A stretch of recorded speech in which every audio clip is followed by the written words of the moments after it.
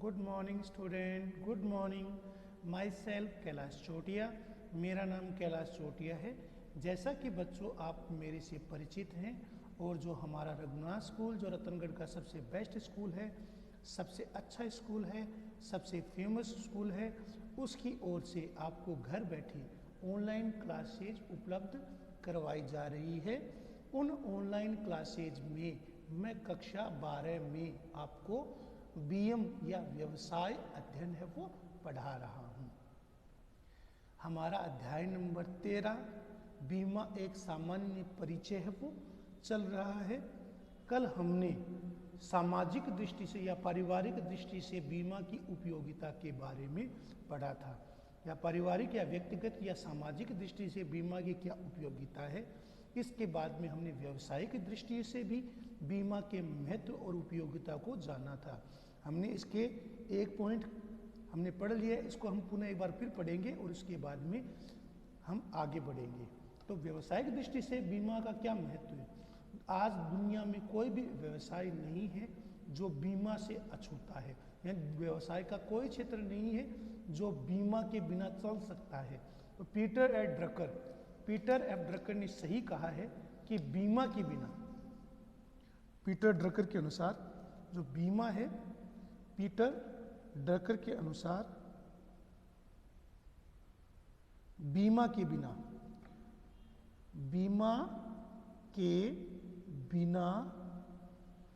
कोई भी व्यवसाय है वो नहीं चल सकता है। दुनिया में कोई भी व्यवसाय है वो बीमा के बिना कोई भी व्यवसाय वो नहीं चल सकता। तो पीटर ड्रकर ने क्या कहा है कि बीमा के बिना कोई भी व्यवसाय है वो नहीं चल सकता। व्यवसाय का कोई भी क्षेत्र है, क्योंकि व्यवसाय, आधुनिक व्यवसाय वो जोखिम से भरा हुआ है, जोखिम से घिरा हुआ है। तो जोखिम से सुरक्षा करने के लिए जो बीमित है या व्यवसायी है वो बीमा ले लेता है, और बीमा के द्वारा वो व्यवसाय की अनिश्चितता, जोखिम, हानि, संकट, खतरों से बच जाता है। वो अपने जोखिम को बीमाकर्ता को स्थानांतरित कर देता है। तो कोई भी औद्योगिक अर्थव्यवस्था, कोई भी कार्य है वो बीमा के बिना नहीं रह सकती। एक व्यवसायी को बीमा से क्या क्या सुरक्षा मिलती है। पहला है जोखिम से सुरक्षा। आपको पता है आज का व्यवसाय वो जोखिम से घिरा हुआ है। व्यवसाय का ऐसा कोई भी क्षेत्र नहीं है जो बिना जोखिम के हो। पर प्रतिदिन करोड़ों रुपया का माल जहाज़ों के माध्यम से, रेलों के माध्यम से, ट्रकों के माध्यम से भेजा जाता है। तो व्यवसाय में अनेक जोखिम होते हैं। प्रतिदिन करोड़ों रुपये का व्यापार किससे होता है? जहाज़ों से, गोदामों से, रेलों से, ट्रकों के माध्यम से होता है। जो गोदाम होते हैं उनमें भी भारी भरकम माल होता है, आगत माल भी ज़्यादा होता है और जो निकासी माल वो भी ज़्यादा होता है। तो बारिश, तूफान, आंधी की खराब आने के कारण खराब होने, जहाज के टकराने, ट्रक के दुर्घटनाग्रस्त होने, ऐसी स्थिति में व्यापार है वो जोखिम से भरा हुआ है, अनिश्चितता से भरा हुआ है। जो जो दुनिया आधुनिक प्रौद्योगिकी आगे बढ़ती जा रही है त्यों त्यों जोखिम का संभावना वो बढ़ती जा रही है। तो जोखिम से सुरक्षा है वो बीमा के द्वारा ही हमें मिल सकती है। तो बीमा क्या करती है? हमें जोखिम से, जो जोखिम है, जोखिम से सुरक्षा प्रदान करती है। मैंने आपको जैसा कहा कि वर्तमान व्यवसाय है वो जोखिम, खतरों, संकट से घिरा हुआ है।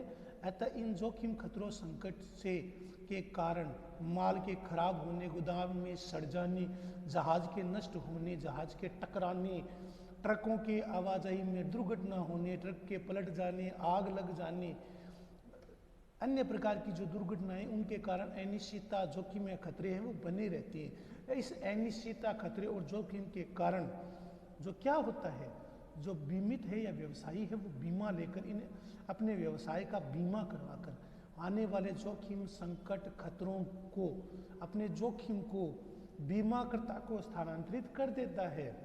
कारखानों में महंगी महंगी आधुनिक मशीनें आपको पता होती है, जिसके कारण उनके नष्ट होने, खराब होने, दुर्घटना होने, कारखानों में, फैक्ट्रियों में, इकाइयों में, उद्योगों में आग लगने, ऐसी स्थिति में हमेशा दुर्घटना, खतरों या जोखिम की संभावना रहती है। तो ऐसी स्थिति में व्यवसायी है वो बीमित के रूप में उन सब का बीमा करवा कर उन जोखिमों को उत्तरदायित्व बीमाकर्ता को सौंप देता है। व्यवसायी अपनी संपत्तियों तथा माल का बीमा कराकर सुरक्षित हो जाते हैं। महत्वपूर्ण व्यक्तियों की हानि से सुरक्षा, दूसरा पॉइंट है। महत्वपूर्ण व्यक्ति वह विशेष व्यक्ति होता है जिसकी पूंजी, विशेषज्ञता, अनुभव, शक्ति, नियंत्रण की योग्यता, ख्याति और कर्मठता उसे व्यापार में बहुत अमूल्य संपत्ति बना देते। जो महत्वपूर्ण व्यक्ति जैसे टाटा, अंबानी, अडानी, बिड़ला, इसके अलावा डालमिया, खेतान, ये जो महत्वपूर्ण व्यक्ति है। अन्य जो महत्वपूर्ण व्यक्ति है महिंद्रा एंड महिंद्रा, आनंद महिंद्रा, एयरटेल के जो एयरटेल के मालिक हैं। इसके अलावा हमारे देश में जो अन्य जो व्यावसायिक समूह हैं, व्यावसायिक परिवार है, उनके जो मुखिया है, सीईओ, हेड है, प्रबंधक है, जो महत्वपूर्ण व्यक्ति है। तो महत्वपूर्ण व्यक्तियों की हानि से सुरक्षा, जो महत्वपूर्ण व्यक्ति है उनको महत्वपूर्ण व्यक्तियों की हानि से सुरक्षा, जो जिनका समाज में योगदान, जिन्होंने समाज में प्रतिष्ठा प्राप्त की, अपने व्यापार के दम पर उन्होंने अपना नाम कमाया है, तो महत्वपूर्ण व्यक्तियों की हानि से सुरक्षा है वो बीमा के द्वारा हो जाती है। तो महत्वपूर्ण व्यक्ति जिनका समाज में प्रतिष्ठा है, नाम है, जिनकी विशेषज्ञता है, जिनका अनुभव है, जिनके पास शक्ति है, नियंत्रण है, जिनकी ख्याति है, कर्मठता है, समाज में जिनकी धाक है, उन्होंने व्यापार के द्वारा अकुत धन संपदा कमाई है, व्यापार में जिन्होंने अमूल्य निधि है वो कमाई है, तो बहुमूल्य संपत्ति बना लेते हैं, जिसकी अनुपस्थिति में नियोक्ता की आय में बहुत कमी आ जाती है। जिनकी अनुपस्थिति, यदि ये अनुपस्थित हो जाए या उनके कुछ हो जाए तो नियोक्ता की आय में कमी हो जाती है। तो ऐसे में ऐसे व्यक्ति की मृत्यु या अयोग्यता से होने वाले संभावित हानि होने पर ऐसे व्यक्ति की मृत्यु या हो जाए या अयोग्यता की दिशा में जो होने वाली हानि है उसके आश्रितों की क्षतिपूर्ति देने के लिए पर्याप्त व्यवस्था की आवश्यकता होती है। उसके आश्रितों को क्षतिपूर्ति देने के लिए पर्याप्त व्यवस्था की आवश्यकता होती है, जिसे एक जीवन बीमा पत्र लेकर पूरा किया जा सकता है। ऐसे में जो जीवन बीमा पत्र है जिसमें वह महत्वपूर्ण व्यक्ति है वो अपना एक बीमित के रूप में बीमाकर्ता से बीमा पत्र या बॉन्ड लेता है, जिसके अंतर्गत यदि उसे कुछ हो जाए तो जो आश्रित हैं या उत्तराधिकारी हैं उनको किसी प्रकार का कोई नुकसान न पहुंचे। आजकल बड़ी बड़ी कंपनियां, निगम, इकाइयां, फैक्ट्रियां, उनके सीईओ, प्रबंधक, संचालक और महत्वपूर्ण प्रबंधकों क्या करते हैं का बीमा हो जाता है। आजकल बड़ी बड़ी कंपनियों की जो सीईओ है, अध्यक्ष है, प्रबंधक है, मालिक है, महत्वपूर्ण प्रबंधक है, उनका बीमा करवा लेती है। इस प्रकार की साझेदारी संस्थाएं भी अपने सभी साझेदारों का बीमा करवाने लगी है। इस प्रकार जो साझेदारी संस्थाएं भी है वो अपने साझेदारों को क्या कराने लगी है, बीमा करवाने लगी है। आज कल कई कंपनियां क्या करती हैं, अपने अध्यक्षों का, अपने सीईओ का, अपने प्रबंधक का, अपने मालिक का, अपने भाग्य विधाता का बीमा करवा लेते हैं और बीमा करवाकर बीमित है वो अपने जोखिम या क्षति, जोखिम है या हानि या खतरा, उसके हानि या खतरे या जोखिम की जो क्षतिपूर्ति है वो बीमाकर्ता को सौंप दी जाती है। इस प्रकार साझेदारी कंपनियां भी क्या करती है, अपने सभी साझेदारों का बीमा करवा लेती है। आजकल तो प्रबंधक अपने सभी कर्मचारियों, सभी श्रमिकों का भी बीमा करा लेता है, जिससे कर्मचारियों के दुर्घटना होने, अपंग होने, हमेशा के लिए बेड में पड़े रहने या हमेशा के लिए चारपाई पर गिरने की स्थिति में उसके परिवार, उसके आश्रितों को आर्थिक सहायता है वो दे दी जाती है। तो आजकल कई बीमा कंपनियां क्या करती है, अपने प्रबंधक, अपने मालिक, अपने सीईओ, महत्वपूर्ण प्रबंधकों का बीमा करवा लेती है। कई प्रकार तो साझेदारी कंपनियां भी क्या करती है, अपने सभी साझेदारों का बीमा करवा लेती है। कार्य क्षमता में वृद्धि, बीमा के जरिए क्या करते हैं, बीमा के जरिए उनकी कार्य क्षमता है बढ़ती है। कैसे बढ़ती है, कार्य क्षमता में वृद्धि।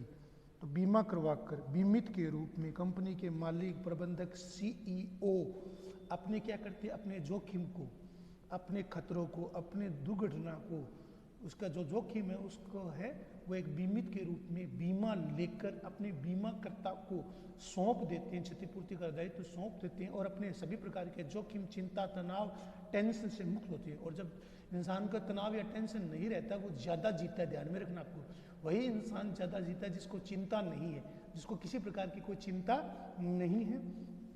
तो ऐसा व्यक्ति है वो ज़्यादा जीतता है। तो ऐसा व्यक्ति क्या करता है, बीमा के जरिए व्यवसाय के स्वामी हानियों की चिंता से मुक्त हो जाते हैं। तो निश्चित ही वो अपने व्यापार पर अधिक ध्यान देते हैं और अभी अधिक ध्यान, उनका स्वास्थ्य अच्छा रहेगा, उनमें चिंता नहीं रहती, वो ज़्यादा जिएंगे, ज़्यादा स्फूर्ति से, ज़्यादा मेहनत से काम कर पाएंगे। व्यवसायी क्या करते हैं, व्यवसायी अपने व्यवसाय में संलग्न व्यक्तियों और संपत्तियों का बीमा करवा देते हैं। उनकी मृत्यु होने पर या संपत्ति के नष्ट होने पर, क्षतिग्रस्त होने पर हानि की पूरी गारंटी उन्हें प्राप्त हो जाती है। व्यवसाय यदि बंद हो जाए, आशंका समाप्त हो जाती है। इससे क्या होता है, व्यवसाय की कार्य क्षमता, उसके स्वास्थ्य, उसकी कार्य क्षमता, उसकी काम करने की क्षमता, उसके मेहनत करने की क्षमता, उसमें वृद्धि, अभूतपूर्व वृद्धि होती है। तो इससे क्या होता है, व्यवसायी की कार्य क्षमता, उसकी मेहनत, उसकी प्रतिष्ठा में अभूतपूर्व वृद्धि होती है। तो बीमा के जरिए व्यवसाय का स्वामी क्या करता है, हानियों की चिंताओं से मुक्त हो जाता है और निश्चित ही वह अधिक समय व्यापार पर केंद्रित कर पाता है। व्यवसायी अपने व्यवसाय में संलग्न व्यक्तियों का बीमा करवा लेता है और क्या करता है, संलग्न कर्मचारियों का, सहयोगी कर्मचारियों का, इसके अलावा साझेदारी संस्थाओं में लगे हुए कर्मचारियों का या प्रबंधकों का, सीईओ का बीमा करवा लेता है और अपने जोखिम, हानि, अपने खतरों की क्षतिपूर्ति का दायित्व बीमाकर्ता को सौंपकर वह स्वयं अधिक मेहनत, अधिक उत्साह, अधिक स्फूर्ति से काम करता है, क्योंकि चिंता रहित व्यक्ति है, टेंशन रहित व्यक्ति, स्ट्रेस रहित व्यक्ति है, वो ज़्यादा जीता है, ज़्यादा उम्र प्राप्त करता है। तो ऐसा व्यक्ति क्या होता है, उसकी मृत्यु या संपत्ति के नष्ट होने या क्षतिग्रस्त होने पर हानि की पूर्ति है वो गारंटी दी जाती है। व्यवसाय यदि बंद हो जाए या आशंका समाप्त हो जाती है, इस सब से क्या होता है, व्यवसाय की कार्य क्षमता में वृद्धि होती है। व्यवसाय की कार्य क्षमता है उसमें अभूतपूर्व वृद्धि होती है, क्योंकि आपको पता है चिंता और टेंशन से रहित व्यक्ति है वो अधिक जीता है। साख में वृद्धि, जिन्होंने बीमा ले रखा है उनके ऐसे जिन्होंने ज़्यादा संख्या में बीमा करवा रखा है, अपने व्यवसाय का, अपने उद्योग का, अपनी इकाई का, अपनी फैक्ट्री का, जिन्होंने अपने जीवन का, संपत्ति का बीमा करवा रखा है, जिन्होंने बीमा पॉलिसी ले रखी है, जो प्रीमियम का भुगतान समय पर करते हैं, उनके समाज में प्रतिष्ठा, उनकी इज्जत बढ़ती है। व्यावसायिक बैंक, वाणिज्य बैंक, कोऑपरेटिव सोसाइटी के द्वारा उनको ऋण मिलने की संभावना वो अधिक रहती है। तो क्या होता है, व्यावसायिक दृष्टि से बीमा का जो चौथा लाभ क्या है, साख में वृद्धि। साख में वृद्धि होती है, ऐसे व्यक्ति की साख है वो बढ़ जाती है जिसने बीमा ले रखा है, जिसने कई बीमा कंपनियों से बीमा ले रखा है, जो बीमित के रूप में उन्होंने अपनी संपत्ति, अपने जोखिम, अपने परिवार, अपनी संपत्ति, अपनी फैक्ट्री, इकाई, उद्योग का बीमा करवा रखा है, उनके समाज में प्रतिष्ठा होती है। ऐसे लोगों को व्यवसायियों के साथ में वृद्धि होती है, उन्हें ऋण प्राप्त करने में कठिनाई नहीं होती। ऐसे लोगों को बैंकों से, वाणिज्यिक संस्थाओं से, कोऑपरेटिव सोसाइटी से, सहकारी बैंकों से ऋण मिल जाता है और ब्याज सहित ऋण की कुल राशि से बीमा पत्र का नगद मूल्य अधिक ही होता है। जो ब्याज सहित ऋण की राशि होती है उससे बीमा पत्र का नगद है मूल्य अधिक होता है। ऐसे लोगों को ऋण मिलने में बहुत आसानी हो जाती है। कर्मचारी हितों की सुरक्षा, बीमा के द्वारा क्या होता है, कर्मचारियों के हितों को भी आसानी से सुरक्षित रखा जा सकता है। बीमा के द्वारा कर्मचारियों के हितों को भी आसानी से सुरक्षित रखा जा सकता है। कर्मचारियों हितों को तो एक कंपनी, एक निगम, एक इकाई, एक फैक्ट्री के प्रबंधक, सीईओ, मालिक अपने समस्त कर्मचारियों, अपने समस्त श्रमिकों को, कर्मचारियों के हितों की सुरक्षा,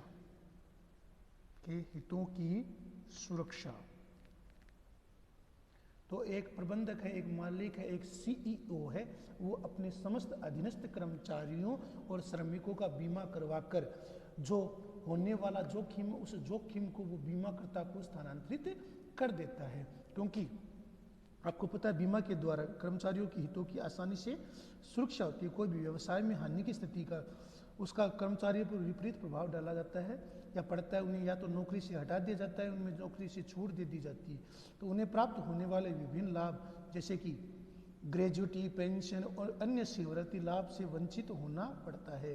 तो नौकरी में उससे क्या होता है, उनमें नौकरी में छूट मिल जाती है, उन्हें जो विभिन्न लाभ है जैसे कि ग्रेजुटी है, पेंशन है, भत्ते हैं, अन्य सेवानिवृत्ति लाभ है, उनसे वंचित होना पड़ता है। परंतु व्यावसायिक संस्थाएं क्या करती है, जो व्यावसायिक संस्थाएं हैं वो क्या करती है, अपने कर्मचारियों को बीमा करवा देती है, कर्मचारियों और श्रमिकों का बीमा करा देती है।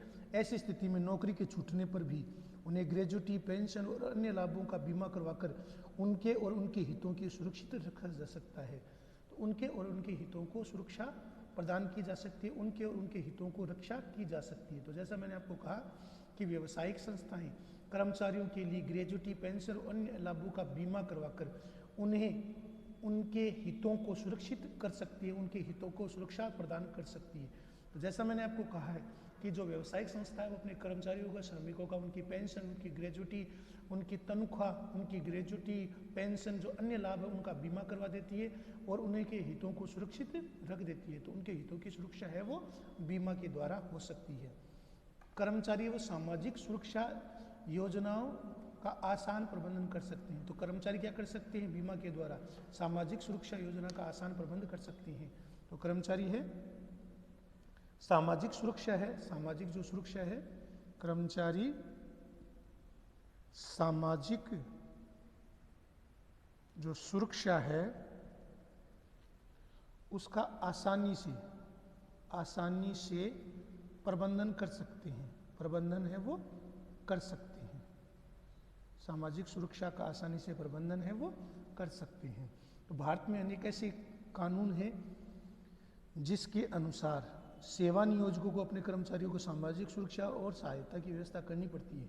जो सरकारी कर्मचारी हैं उनको सामाजिक सुरक्षा, तनख्वाह, पेंशन, भत्ते ये देने पड़ते हैं या दी जाती है। तो पेंशन, ग्रेजुटी, बीमारी लाभ, गर्भावस्था या शिशु जन्म के पर होने वाला लाभ, अपंगता या मृत्यु पर उनके आश्रितों की आय की सुरक्षा आदि की व्यवस्था करना है वो सेवा नियोजकों का दायित्व है। तो सेवा नियोजक है उनके द्वारा या प्रबंधकों के द्वारा, जो प्रबंधक होते हैं उन प्रबंधकों के द्वारा क्या किया जाता है? अपने कर्मचारियों और श्रमिकों का क्या करा जाता है? बीमा करवा दिया जाता है। सेवा नियोजकों का दायित्व यह बन जाता है। बीमा संस्थाएं इन सभी दायित्वों के लिए सामाजिक बीमा योजना, जो बीमा कंपनी आ गई थी, इन सभी दायित्वों के लिए सामाजिक बीमा है वो करवाती है, जिसके तहत अपंगता होने पर, बीमारी, वृद्धावस्था, गर्भावस्था, शिशु जन्म से समय होने वाले लाभ है उन्हें मिल जाती है। तो प्रबंधक भी क्या करते हैं आजकल? सीईओ या प्रबंधक या जो फैक्ट्री, कंपनी या इकाई के जो मालिक हैं वो क्या करते हैं? अपने कर्मचारियों का ग्रेजुटी, पेंशन, तनख्वाह, इन सब के उनके जीवन, उनकी सुरक्षा का बीमा करवा देते हैं, जिससे कि जो जोखिम है उनका जो जोखिम है वो बीमाकर्ता को स्थानांतरित कर दिया जाता है। बीमा संस्था इन सभी दायित्वों के लिए सामाजिक या सामूहिक बीमा और अन्य सामाजिक सुरक्षा का संचालन करती है। कोई भी सेवा नियोजक है वो इन योजनाओं का लाभ उठाकर अपने कानूनी दायित्वों को पूरा कर सकता है। तो कोई भी सेवा नियोजक है वो इन योजनाओं का लाभ उठाकर अपने कानूनी दायित्वों को पूरा कर सकता है, अपने कानूनी दायित्वों को निभा सकता है। तो जैसा मैंने आपको बताया कि कोई भी सेवा नियोजक है इन योजनाओं का लाभ उठाकर, इन योजनाओं को लेकर अपने कानूनी दायित्वों को पूरा कर सकता है, अपने कानूनी दायित्वों को संपूर्ण कर सकता है। विदेशी व्यापार को प्रोत्साहन, आपको पता है विदेशी व्यापार में अत्यधिक जोखिम रहता है। समुद्री मार्ग से माल भेजने के कारण जो माल का या जहाज के गोदाम में उसके सड़ने, खराब होने, जहाज के टकराने, समुद्र में टकराने या समुद्र में कोई ग्लेशियर से टकराने का खतरा बना रहता है। तो विदेशी व्यापार को प्रोत्साहन वो बीमा के द्वारा मिलता है। तो विदेशी व्यापार को प्रोत्साहन है वो बीमा के द्वारा हो सकता है। विदेशी व्यापार है को प्रोत्साहन वो बीमा के जरिए ही हो सकता है। तो कैसे हो सकता है? अभी आपको पता है विदेशी व्यापार है वो जोखिम से भरा हुआ है, इसलिए क्या करता है, इस जोखिम का वो क्या करता है, समुद्र में जो जहाज है उसमें माल के लदान, समुद्र में जहाज के भेजने, मार्ग में जहाज के नष्ट होने, उसके माल के खराब होने, गोदाम में सड़ जाने, सही समय पर माल के नहीं पहुंचने आदि की समस्या रहती है। इसलिए क्या होता है, विदेशी व्यापार अत्यधिक जोखिम रहती है। समुद्री मार्ग द्वारा माल भेजना हमेशा जोखिमपूर्ण रहता है। समुद्री मार्ग के द्वारा माल भेजना हमेशा जोखिम रहता है। साथ ही क्रेता के संबंध में पूर्ण जानकारी नहीं रहती, अतः भुगतान प्राप्त होने की अनिश्चितता रहती है। तो आयातक देश के साथ साथ निर्यातक देश के संबंध अच्छे रहें इसकी गारंटी नहीं होती। तो मार्ग में जो कठिनाइयाँ है, जहाज के नष्ट होने, खराब होने, ग्लेशियर से टकराने, डूब जाने, माल खराब होने, समय पर नहीं पहुंचने आदि ऐसी कारण है जिसके कारण विदेशी व्यापार सबसे ज़्यादा जोखिमपूर्ण है। लेकिन जो व्यापारी है, जो आयातक या निर्यातक है, वो क्या करते हैं, ऐसी स्थिति में व्यवसायी क्या करते हैं, बीमा के द्वारा विदेशी व्यापार के जोखिम से बच सकते हैं। उनको बीमा करवाकर वो इस प्रकार के जोखिम या खतरों से कम कर सकते हैं। लागतों में कमी, लागत में कमी कैसे आती है भाई, लागतों में कमी तो बीमा के द्वारा लागत कम हो जाती है। इसमें क्या हो जाती है, आग, तूफान, विस्फोट, दंगे, चोरी, बलवा आदि का जोखिम में बीमा है, बीमित है, वो बीमा करवाकर जो जोखिम है वो बीमाकर्ता को स्थानांतरित कर देता है, जिससे कि लागत कम आती है, लागतों में कमी है वो हो जाती है। तो लागतों में कमी, लागतों में कमी, तो लागतों में कमी है वो होती है। तो बीमा के द्वारा क्या करते हैं, एक उत्पादक, एक निर्माता आग, तूफान, विस्फोट, दंगे, चोरी आदि का जोखिम का बीमा करवाकर सुरक्षित होकर बड़ी हानियों से बच जाता है। तो बीमा के द्वारा क्या करता है, एक उत्पादक क्या करता है, एक बीमित के रूप में वह बीमा लेकर, बीमाकर्ता से बीमा लेकर आग के कारण, तूफान के कारण, विस्फोट, दंगे, बलवा, चोरी, डकैती ऐसी स्थिति में जो समस्त जोखिम, समस्त खतरों का बीमा करवाकर बड़ी बड़ी हानियों से बच जाता है। और जब कम कीमत पर माल उपलब्ध कर सकता है, बीमा के अभाव में, बीमा यदि नहीं हो तो ये सारे जोखिम है वो उत्पादक को झेलने पड़ते हैं, अतः इसके लिए वह अधिक कीमत वसूल करता है। लेकिन जब बीमा हो जाएगा तो वह उसकी लागत कम आएगी, वो अपने जोखिम, अपने खतरों, अपनी समस्याओं, अपने संकटों को बीमाकर्ता को स्थानांतरित कर देगा, इससे वह क्या कर सकता है। लेकिन यदि इन चीज़ों का बीमा नहीं होगा तो उत्पादक को ज़्यादा जोखिम लेना पड़ेगा, इसके कारण उसकी लागत बढ़ जाएगी और वह अधिक कीमत वसूलेगा। लेकिन जब बीमा हो जाएगा तो बीमित के रूप में व्यवसायी है वो बीमा करवाकर अपने समस्त जोखिम को, अपने समस्त खतरों को, अपने समस्त संकटों को बीमाकर्ता को स्थानांतरित कर देगा। तो जोखिम से उसे सुरक्षा मिल जाती है।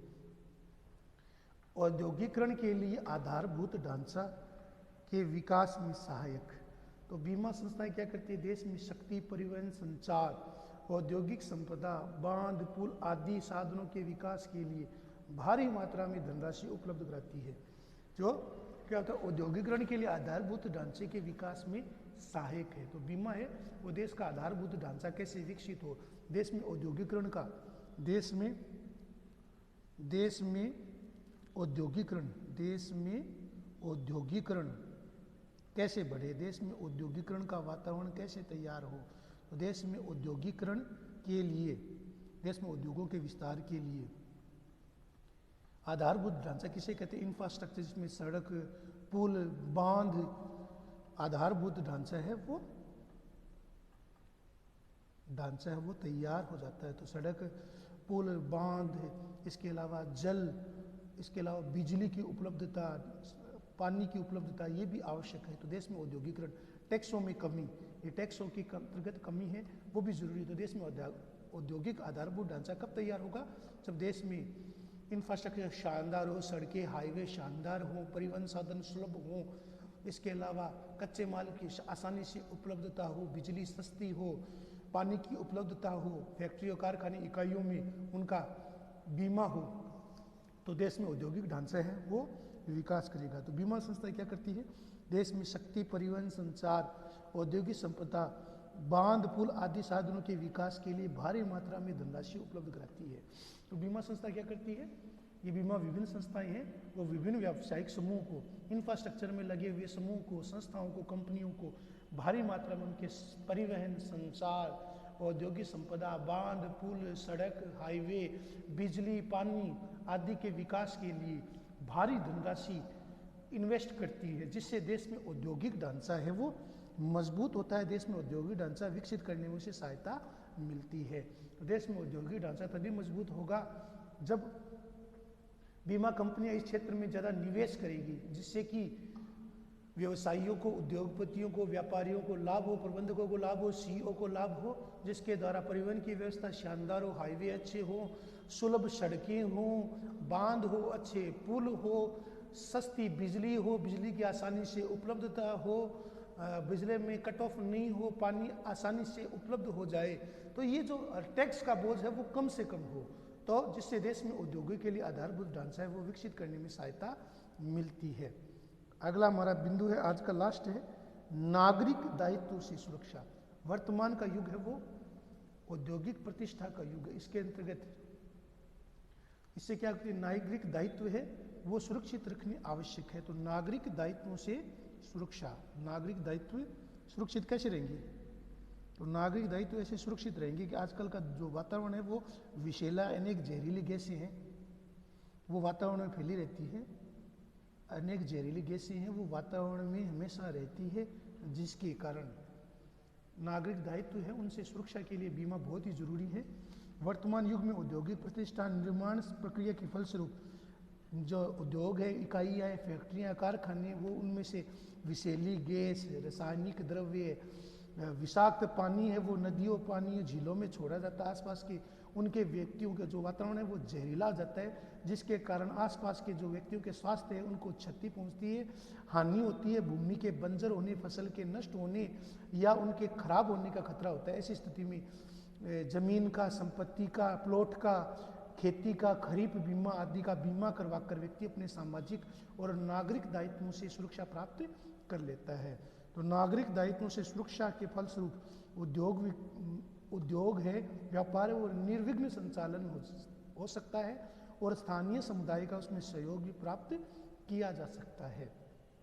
तो वर्तमान युग है वो औद्योगिक प्रतिष्ठा का युग है।